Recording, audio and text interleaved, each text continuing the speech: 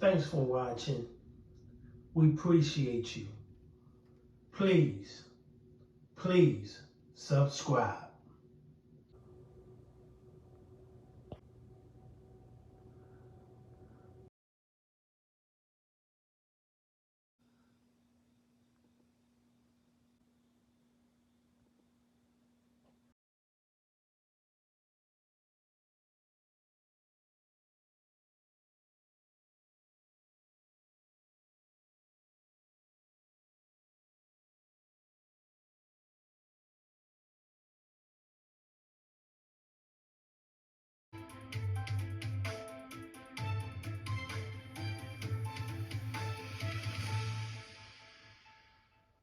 That breaking news as we come on the air at 11 o'clock. A shootout at a Southeast D.C. restaurant leaves one woman dead, 2 others wounded. Now, within the past 30 minutes, we have learned that a teenage victim is now facing criminal charges for this.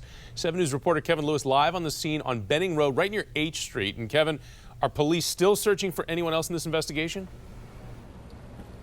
Yeah, John, the primary suspect is still on the loose tonight, and I want to drive this point home. The woman killed here appears to have been caught in the crossfire. She was standing inside of the Moonstar Carryout restaurant when this shooting happened. It was a triple shooting around 8:50 in the evening. D.C. police say surveillance video from the neighboring Shell gas station shows the suspect walk down the sidewalk to the front of the Carryout restaurant and then shoot a 15-year-old boy and an adult man in his 20s. Police say the teen had a handgun on him and used it to fire back at the suspect. That 15-year-old is in the hospital tonight and facing criminal charges for possessing a pistol illegally. I think the first part of your question answers itself. A 15-year-old being in possession of a gun, which would be illegal. We do have permits, carrying permits here in the District of Columbia with several people that have been licensed to carry. But with this particular case, a 15-year-old with a gun, by no way, shape or form would that have been legal for him to justifiably defend himself. D.C. police say the woman who was killed here was in her 30s or 40s. It's unclear if she was a customer at the carryout or an employee.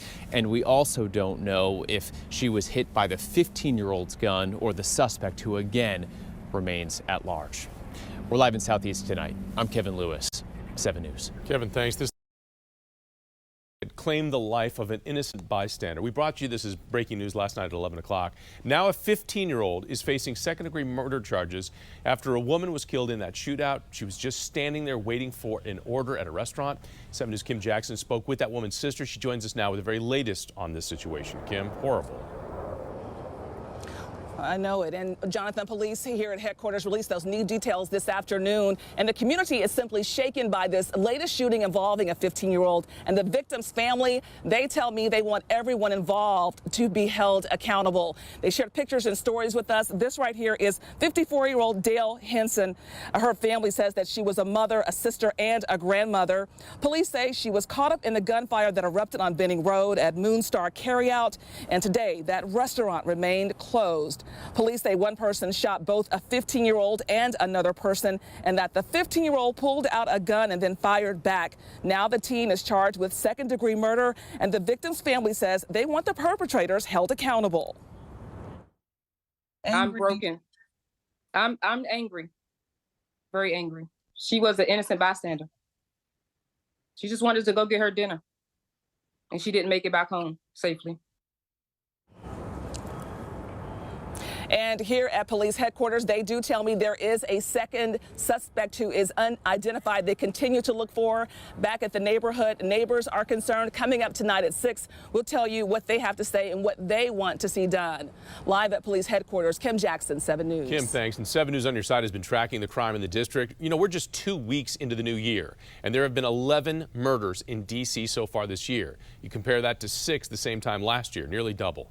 The district has seen 296 car thefts. That's up from 170 this time last year. Now, a lot of these violent crimes, including last night's shooting, have involved teens.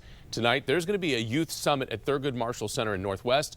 The event is being co-hosted by a number of community groups, and kids will have the chance to discuss concerns with D.C. leaders. That summit, by the way, gets started tonight at 5:30. Now to new developments in the case of missing.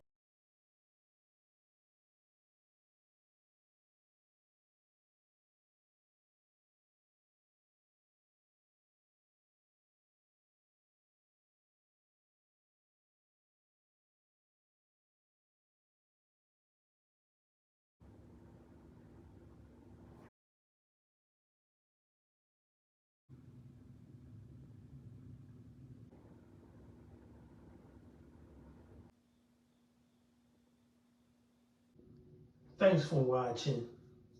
We appreciate you. Please subscribe.